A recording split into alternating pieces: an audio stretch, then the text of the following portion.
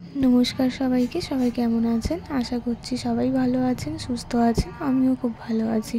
तो आज के आपनादेर साथे माटिर थालाय आँका निये किछु कथा शेयर करब। भिडियोटी स्किप ना करे पुरोटा देखार अनुरोध रइल। आशा करी भालो लागबे। तो चलुन शुरू करा जाक। माटिर थालाय आँका एक जनप्रिय शिल्प जेखाने माटिर तैरी थालाके रंग एबं नक्शा दिए सज्जित करा हय जा पुरानो थालाके नतून रूप दिते पारे।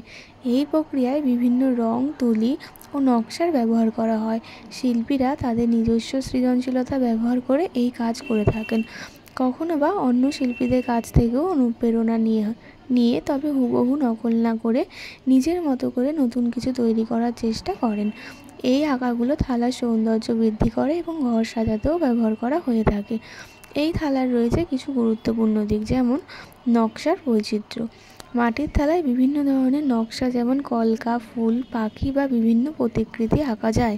সৃজনশীলতা, শিল্পীরা নিজস্ব কল্পনা ও দক্ষতা ব্যবহার করেই এই থালাগুলিকে তাদের শিল্পকর্ম ফুটিয়ে তোলেন। উপকরণ, সাধারণত অ্যাক্রিলিক রং এবং বিভিন্ন ধরনের তুলি ব্যবহার করা হয়ে থাকে।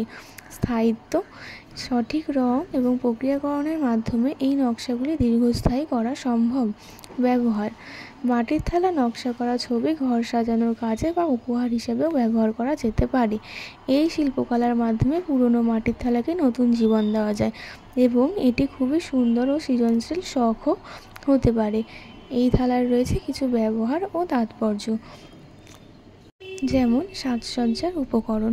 মাটির থালায় আঁকা নকশা বা চিত্রকর্ম বাড়ির বিভিন্ন অংশে সাজানোর জন্য ব্যবহার করা হয়ে থাকে। 2 নম্বর, লোকশিল্প।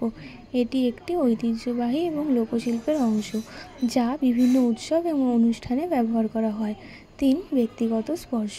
নিজের হাতের আঁকা মাটির থালা একটি ব্যক্তিগত ছোঁয়া দেয় যা উপহার হিসেবেও খুবই মূল্যবান। বর্তমান সময়ে এই শিল্পকলা কিন্তু শুধুমাত্র বাংলা এবং ভারতের মাটিতেই সীমাবদ্ধ নেই, এটি পা রেখেছে বিদেশের মাটিতেও।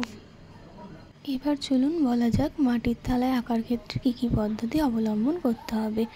1 নম্বর, মাটির থালায় আঁকার জন্য সবার প্রথমে যেটা করতে হবে, থালাটা বাজার থেকে কিনে আনার পর খানিকক্ষণ জলে ভিজিয়ে রাখতে লাগবে এবং ওপরে এবড়ো খেবড়ো অংশগুলিকে সিরিজ কাগজের সাহায্যে ঘষে নিয়ে মসৃণ করে নিতে লাগবে। তারপরে থালাটিকে ভালো করে শুকিয়ে তার মধ্যে সাদা অ্যাক্রিলিক কালার বা অন্য কোনো কালার ইউজ করতে পারেন, তবে যারা প্রথম কাজ করছেন তাদের জন্য অ্যাক্রিলিক কালারই ভালো। তারপরে পেন্সিল দিয়ে স্কেচটি করে নিতে লাগবে। স্কেচটি কমপ্লিট হয়ে গেলে তারপরে রং দিয়ে পুরো আঁকাটিকে সম্পূর্ণ করতে লাগবে।